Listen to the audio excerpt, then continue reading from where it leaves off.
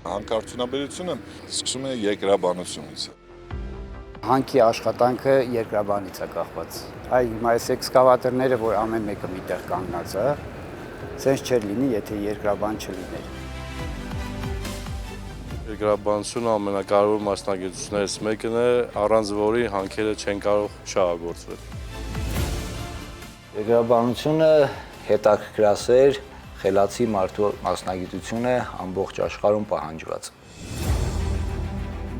Այսպես են իրենց մասնագիտությունը ներկայացնում երկրաբանները։ Սովորական գագաթը, ձորակում մերկացած մեկ ապարը կամ գույնով տարբերվող փոքրիկ հողաշերտը կարող են շատ բան պատմել նրանց։ Արդեն 60 տարի ապրիլի առաջին կիրակին մեր երկրում նշում են ընդերքի գաղտնիքները բացահայտողների տոնը։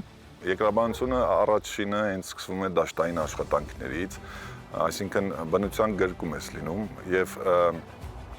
ամենահետաքրքիր ոնց մարդիկ իրենց հանգիստը շատ ժամանակ փորձում են կազմակերպել բնության գրկում, ճիշտ է։ Երկրաբանությունը թույլ է տալիս եւ աշխատել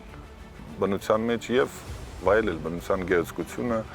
աղբյուրները, բարձր գոտիները եւ ստացվում է հենց որ աշխատանքն ու հաճույքը հնարավոր է միասին կազմակերպել։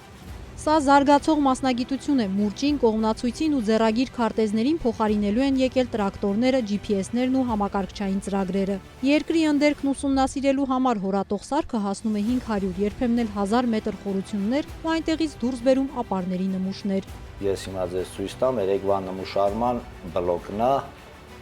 արդեն պատրաստ, կապույտ գույնով երևում է դատարկ ապարները, կարմիր դեղին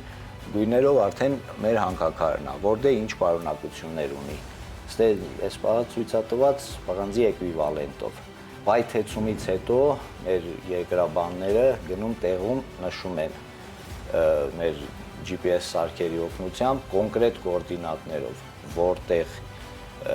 էքսկավատորը որտեղից որ պետք է մտնի աշխատելու, մեր երկրաբանները ցույց են տալի, որ ասենք սկզբից պետք է մտնի ստեղից։ Տարիներ առաջ կողմնացույցով, կողմնորոշիչներով, անկյունաչափերով ու մետրերով էին որոշում, թե որ հատվածից են նմուշներ պետք։ Հիմա գիրոսկոպիկ սարքով $50,000 գերազանցող արժողությամբ այս գործիքն օգնում է որոշել նմուշարման վայրն ու անկյունը, բացառելով սխալվելու հավանականությունը։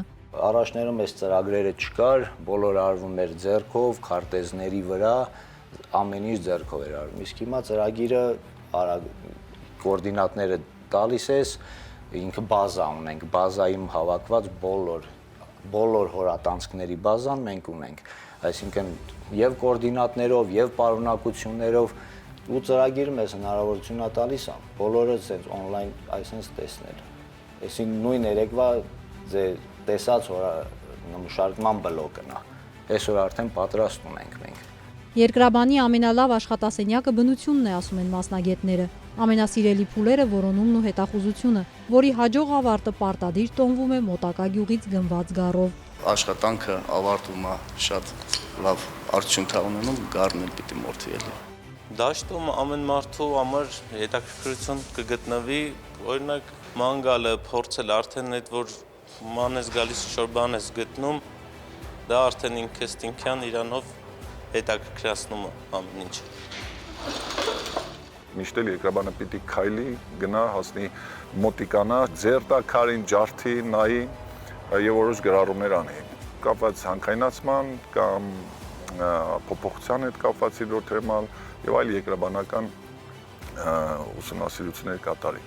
Սա մասնագիտություն է, որի նկատմամբ հետաքրքրությունը տարեցտարի ավելանում է, ասում է Մայրբուհի աշխարհագրության եւ երկրաբանության ֆակուլտետի դեկան Սարգիս Քելյանը։ Կար ժամանակ, որ դիմորդները շրջանցում էին բաժինը, բայց հանքարդյունաբերական ձեռնարկությունների հետ համագործակցությունը մեծացրել է ոլորտի գրավչությունը։ Տարիներ շարունակ հետաքրքրություն որպես այդպեսին երկրաբանություն մասնագիտություն չէ ներկայացնում հասարակության շրջանակներում։ Հիմա եւ քանի որ պահանջարկը բավականին մեծ է, տենդենսը կարծես նաեւ տանում է դրան, որ արդեն իսկ ուսանողների թիվը, հետաքրքրվողների թիվը բավականին աճել է։ Կարևորագույնը դա,